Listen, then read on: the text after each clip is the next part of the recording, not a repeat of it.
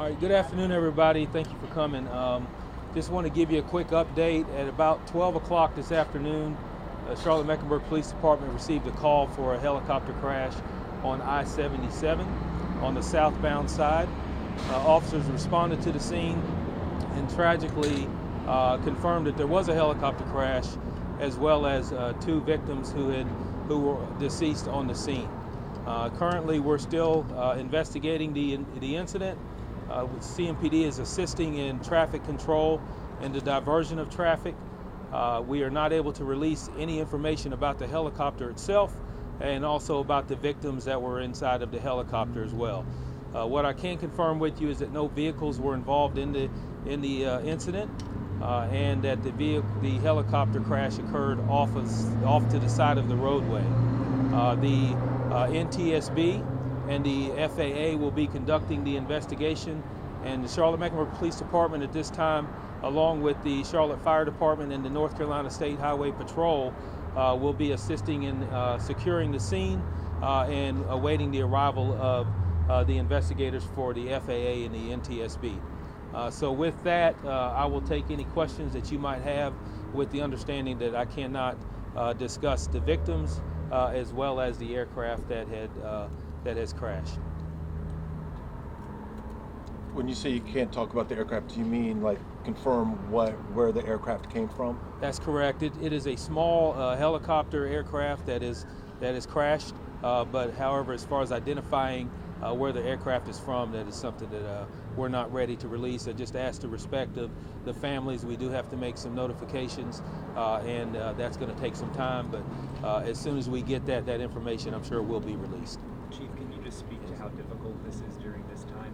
It's very difficult. It's tragic in that, and on top of that, we're looking at going into the holiday season where we're supposed to be spending time with our loved ones, and tragically there are two people involved in this crash that will not be going home and will not be spending the holidays with their families. So it's a huge loss, tragic loss, and it's just something that you can't put into words to try and offer condolences to the families. I do ask that we do pray for the families of both of these victims. It's going to be a difficult holiday season. I know it's early right now and you can't speak to the investigation, but are you witnesses? There are reports that witnesses have called some heroics here as to where this helicopter landed compared to where it could have. That's correct. I have heard that as well, that it seems the pilot that was operating the aircraft made some diversionary moves to avoid hitting traffic. Fortunately, there was no vehicles involved in it, and I think that's, as we move forward, to me it looks like a heroic incident where the pilot tried to avoid injuring anyone else and putting anyone else in danger. And if that is truly the case, then that pilot is a hero in my eyes, to make sure that the safety and security of those that were driving on the road was not in jeopardy. So. Do you have an idea about how many witnesses there might have been that you guys have been able to speak to? I'm not sure. I know there's a couple that had stayed on the scene, but we're still looking at anyone who was a witness to it. Is certainly, I'm sure the NTSB and the FAA is going to be interested in speaking with those individuals. I don't have information on how to get in touch with them at this time, but I'm sure that that's something that they'll be interested in having that conversation. You said investigators are on their way now. How long do you believe that scene and the traffic to be closed? Yeah, so right now traffic is closed on 77 southbound between Tyvola and Arrowwood Road. I don't anticipate that opening anytime soon. So anyone who can avoid that area, if that's a route of your destination, please avoid that area if at all possible, because traffic is going to be backed up for some time, and I anticipate it going through rush hour and possibly through the night. But as investigators arrive, I don't have an estimated time of arrival for them, but as they arrive, we're going to be looking for the need to continue to have all of the lanes blocked.